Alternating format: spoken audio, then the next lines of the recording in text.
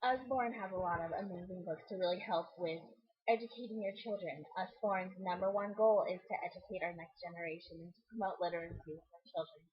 So I just wanted to start by showing you some of the books that they have for homeschooling and educating and just helping your children have the very best start that they can possibly. One of the books that we really love right now is the Lexington Alphabet book. My daughter loves to just sit and play with this book. She'll go through, and as you can tell, it's very, very well loved. There's I haven't erased it. There's pen marks everywhere. Every page has a letter on the page, and then also there's a whole bunch of dotted lines. The apple has a dotted line around it to help practice with the pen control, which is really, really crucial to learning how to write.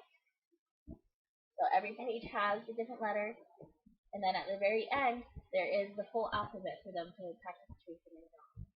And I love this book. My daughter Sophie loves this book. Each book comes with a pen, and I've seen some genius moms out there. They take one of those little colored pom-poms and will hot glue it to the cap of the pen to make an eraser that's right there. I just thought was so smart. So I'm definitely going to do that when I get my next couple of orders of these. But also, something I wanted to share with you was that I do homeschool my daughter, and I do a preschool with my next door neighbor. We'll switch off 2 days a week.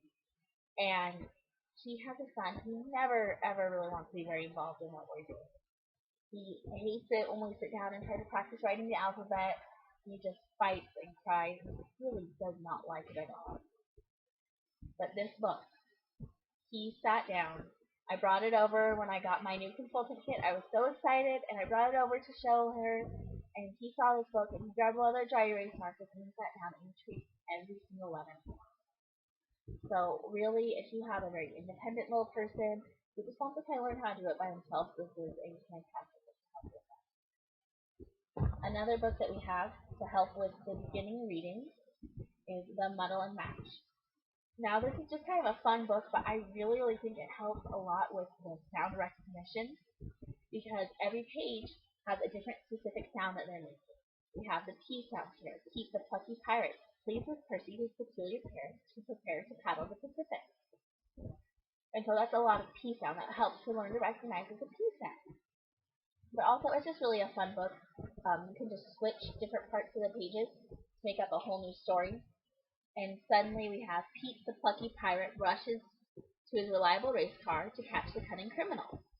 Which is just a fun little story. So loads of fun, hours and hours of fun here. My daughter and I will sit down and just play with this, and we'll ask her, what sound do you hear on this page?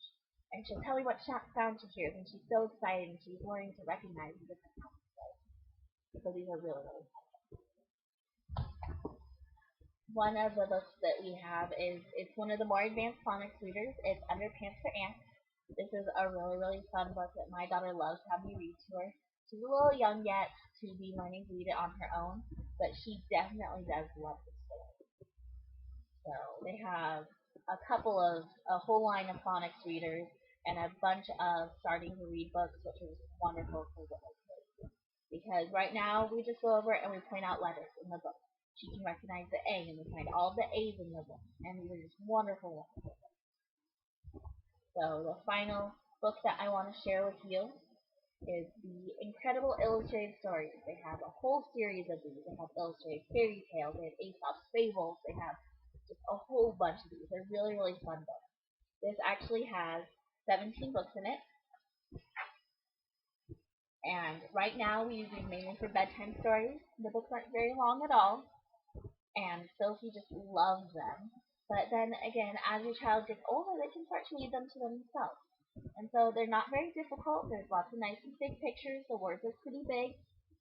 And there's not very many words on each page. So they're great beginning readers for children who are done with all of the basic learning to read, but now need to help to learn to write. And these are great. Great books. So I really hope you enjoy, and I know you're going to find something that you like.